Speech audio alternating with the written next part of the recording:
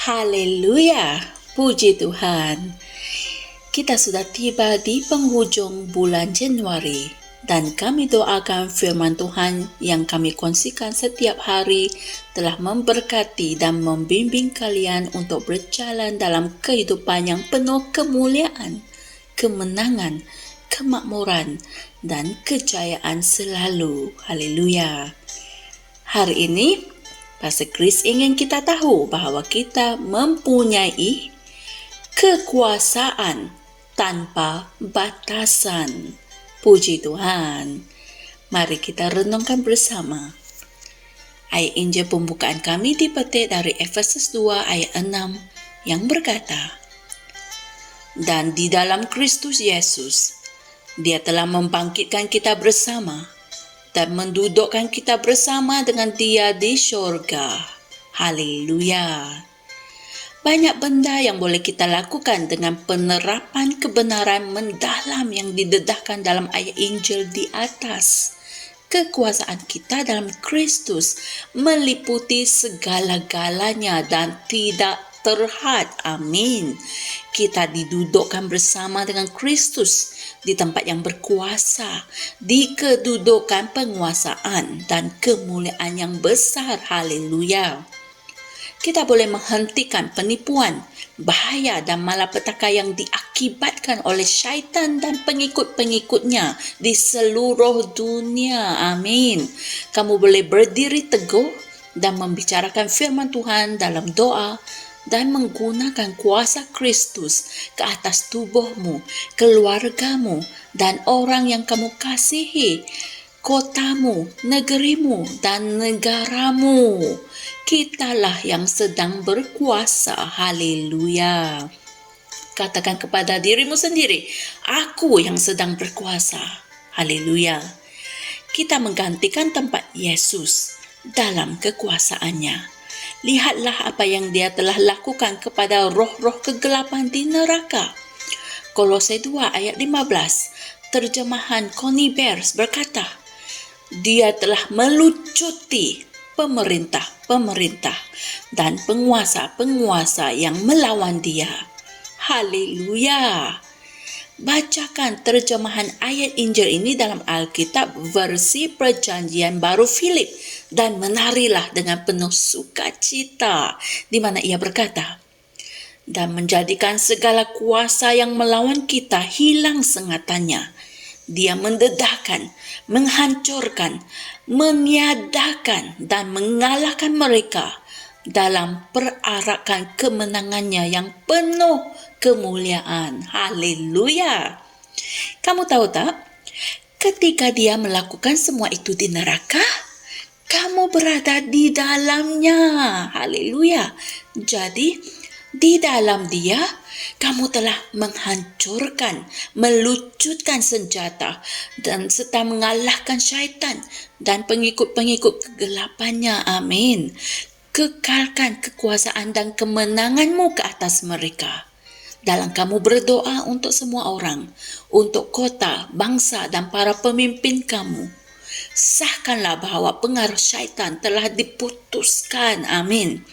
Hendaklah kamu menggunakan kekuasaanmu dalam Kristus dan ucapkanlah kata-kata, yaitu kata-kata kehidupan, kata-kata kemuliaan, kata-kata kebebasan, kata-kata kemakmuran, keberkatan dan rahmat. Haleluya. Berkatilah duniamu dengan kata-kata kebenaran. Ingatlah, kata-kata tidak mempunyai batasan. Dan keilahianmu, penguasaan dan kekuasaanmu dalam Kristus dinyatakan terutamanya melalui kata-kata. Maha mulia Tuhan. Saudara dan saudari sekalian, mari kita sama-sama membuat pengakuan ini. Segala ciptaan, syaitan, roh jahat, malaikat, segala sesuatu dalam kehidupan, benda-benda hidup dan benda-benda bukan hidup, kesemuanya telah diperintahkan untuk mendengar dan mematuhi aku, kerana aku didudukkan di tempat Yesus. Kita menghentikan kekejaman roh-roh jahat yang memusnahkan kehidupan bangsa-bangsa di dunia.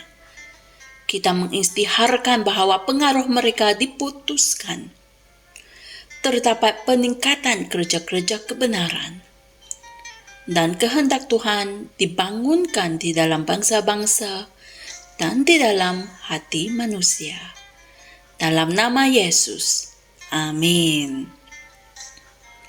Untuk mendalami perkongsian kami pada hari ini dengan lebih mendalam, pelajari juga ayat-ayat Injil berikut, iaitu Efesus 2 ayat 4 hingga 6 dan Filipi 2 ayat 9 hingga 10. Haleluya!